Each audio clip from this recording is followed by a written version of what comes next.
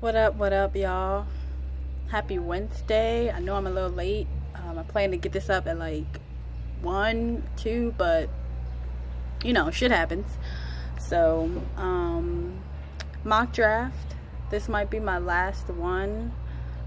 It's getting pretty close to the draft, and I don't want to keep releasing mock drafts. So, back in Philly.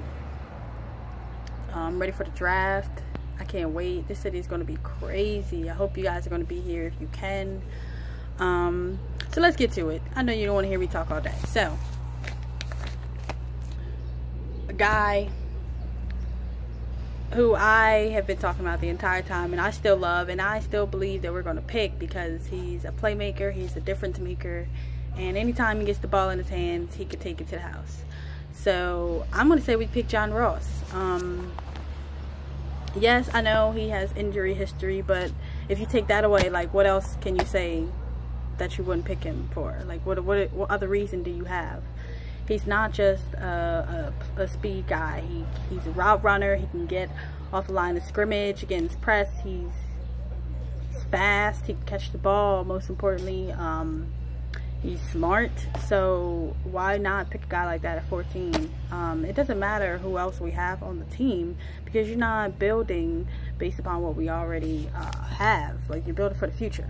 Now, we might not have Jordan Matthews next year. We might not have Alshon Jeffrey or Torrey Smith, Aguilar, or DGB. There's a possibility, like, most of those guys will be gone. So I understand fans are like, oh no, I would go defense. But yeah, I see what you guys are saying. Yeah, I typically would agree. However, he is an interesting prospect, and if he was not in the draft, yes, I would agree. I would just go cornerback and just say fuck it, or Reuben Foster and just say fuck it. But I can't ignore his talent just because of his injuries. So with that being said, moving on, round 2. A guy you guys are probably gonna be like, the fuck? What is she talking about? Chidobe Awuzie. He's not gonna make it to the 3rd round. And I know you're like, well, Tankersley might be there. I don't even know if he's gonna make it out of the 1st round, because the Cowboys had a visit with him. And I'm like, well, if he don't make it to the 2nd round, like, who else are we gonna pick? And there might be Jordan Lewis, yes.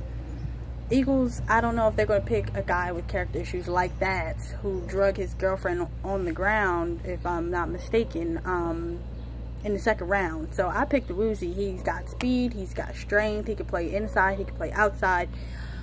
He's a great tackler. He can help in run support, and he may not be a star, but he could be a really, really good starter for us for years. So not everybody has to be a star, but if he can hold down one side of the field for 6, 7, 8, a decade, that'd be nice. A decade, that's probably like dreaming, but whatever. Next, 3rd round. Yes, we did trade down 25 spots, but we got Timmy Jernigan, who was a 2nd round pick in 2014, and he already has more sacks than Benny Logan does, and he's 3 years younger than Benny Logan is, okay?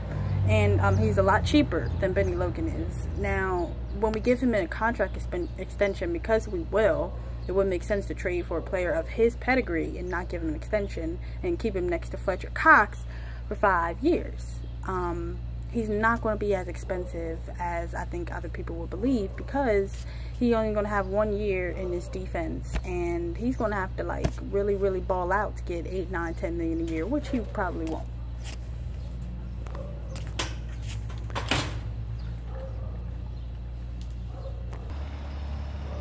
Sorry about that. My mom's neighbor came out, and it probably would have been a little awkward talking to her. Anyway, round 3. So we got Jernigan. He's a starter, and it really is okay, because we didn't lose a 3rd round pick. Yes, it's essentially a 4th round pick. However, it is not a 4th round pick. So we could still get a guy of good value who normally would have fallen to the top of the 4th round, and we wouldn't have had a shot at him. So with that being said, I'm going to say we pick Ahkello Witherspoon. Hopefully he's still there. But tall guy, strength, tackle, cover. Yeah, sure, he's going to have his weaknesses, but that's okay. But him and Awuzie, they would already have great chemistry. They would definitely play off each other well, and our safety. So I mean, our defense could be set right there. And then you just keep adding a little more cornerback depth. You got Jalen Mills, who could play inside. You have Awuzie and Witherspoon on the outside. Now, if Witherspoon isn't there, normally I don't do this, but this guy, he's injured, and I feel like he might have been a second-round pick before he got injured, and that's Fabian Moreau. If Witherspoon's not there and Moreau is, I would definitely pick him up. Yes, he's injured, but it's just a torn pectoral muscle. And they say it's more like a strain, so he should be fine by training camp. And yeah, he's tall guy, long, pretty good cover, could develop into something pretty good. So with that being said, I mean, that would be John Ross and 2 starting quarterbacks right there in our first 3 rounds. And then you already got Chris Long, and you got Jernigan added, and then we got Alshon Jeffrey, Torrey Smith, and now all we need is a running back and a linebacker and some depth.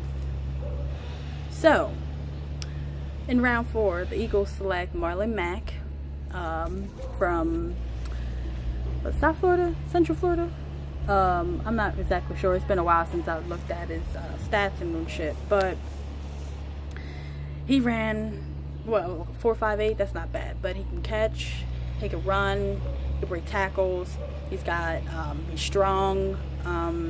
He would be perfect for this offense, honestly. He's 5'11", what, 205, 210, 215, somewhere around there. He's not very heavy, and he's not very tall, but he's got some sneaky power and some sneaky moves, and I think he would go well with Wendell Smallwood, Byron Marshall, and Sproles. We have 2 picks in the 4th round. So our second pick, which we were awarded from the Browns, I say the Eagles select Jalen Reeves-Maybin, the linebacker. He would just be good for us as our 3rd linebacker, a good replacement for Kendricks. Not exactly like the perfect linebacker, I guess, but I think he would be perfect for us. And he would definitely, if Bradham was gone in a couple years, he would definitely take over that side.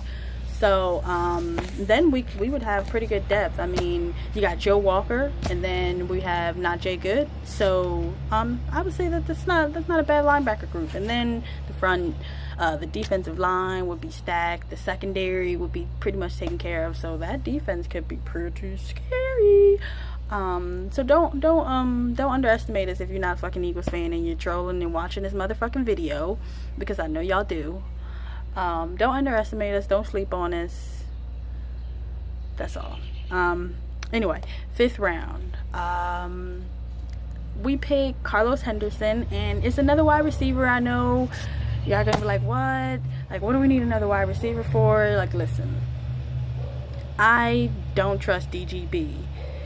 Could he be very good? He could be. Will he be? I don't know. Does he want to be? That's the question, because he could have taken the starting job, and he didn't. It took him a whole year to learn the offense, which is a little concerning. And Aguilar, even if he does have a great year, I feel like he might be traded still. So why not inject some youth? And then Torrey Smith, he might not even be back. Jordan Matthews, he might not even be back. So I think we need to inject that wide receiver room with some more youth, some more speed, and just some different talent, because the guys we have are not getting it done.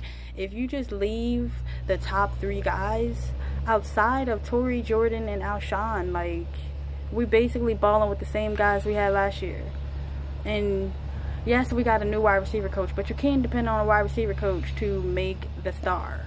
He's got to work, he's got to want it, and I don't know, I'm not expecting Aguilar to have a 1,000-yard season just because we got Mike Groh. I'm not, and I'm not very confident with him right now. I used to be very optimistic, but he's got to show me something, and it's got to be more than just one touchdown against the Giants where you just ran yourself wide open and caught the ball that landed in your hands. Like, okay, that's great, but that's something you should be fucking doing all the time. We shouldn't be applauding you for catching a fucking ball. How about we applaud you for catching the ball 50 times or 60 times, and for 600, 700, 800 yards, not 350 yards and 2 touchdowns. That ain't cold, bruh. Anyway, 6th round. Eagles got to pick an offensive lineman. We have a lot, but we still got to keep picking offensive linemen every year because you just never know what happens. Danny Isidora from Miami. He's been like a slow riser as of late, and I'm pretty sure the Eagles had a visit with him last week or the week before. I'm pretty sure he's a guard, but they had him under like tackle too, just like on Matt Miller's board.